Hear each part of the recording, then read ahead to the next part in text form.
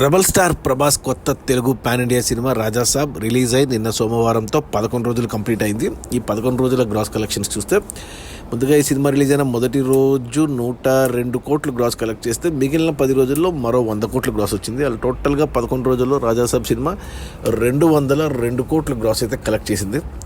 ఇక ఈ 202 కోట్ల గ్రాస్లో థియేటర్ల రెంట్లు, గవర్నమెంట్ ట్యాక్సులు, ఖర్చులన్నీ పోను డిస్ట్రిబ్యూటర్ షేర్ వచ్చేసి 118 కోట్లు ఉంది.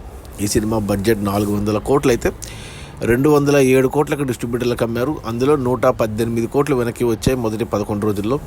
మరో 88 కోట్ల డిస్ట్రిబ్యూటర్ షేర్ వెనక్కి వస్తే సినిమా హిట్ అవుతుంది బాక్సాఫీస్ దగ్గర కమర్షియల్గా. 88 కోట్లు డిస్ట్రిబ్యూటర్ షేర్ రావాలంటే మరో 170 నుంచి 180 కోట్లు రావాల్సి ఉంటుంది. ఈరోజు మంగళవారం, ఈరోజు కోటి లోపలికి పడిపోతే కలెక్షన్స్ ఈ మంగళ బుధ గురులో. సో ఈ వీక్లో 205 వరకు వెళ్ళొచ్చు గ్రాసు. ఇంకా ఈ రెండవ వీకెండ్లో మేబీ కొంచెం రావచ్చు, అంటే 210 మ్యాక్సిమం ఇంకా ఈ సినిమా కలెక్షన్స్. సో షేర్ కూడా 120 కోట్ల వరకు వెళ్ళొచ్చు అంతే. అంటే మనకు ఒక 87 కోట్లు, అంటే 85 నుంచి 87 కోట్ల వరకు నష్టాలు క్లియర్గా ఉన్నాయి ఈ సినిమాకు. సో సినిమా కమర్షియల్గా డబుల్ డిజాస్టరే.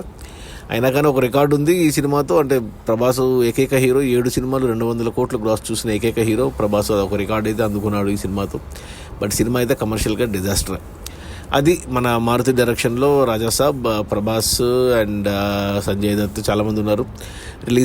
సంక్రాంతికి రిలీజ్ అయిన ఈ సినిమా 11 రోజుల్లో 202 కోట్ల గ్రాసు. అందులో డిస్ట్రిబ్యూటర్ షేర్ వచ్చేసి 118 కోట్లు.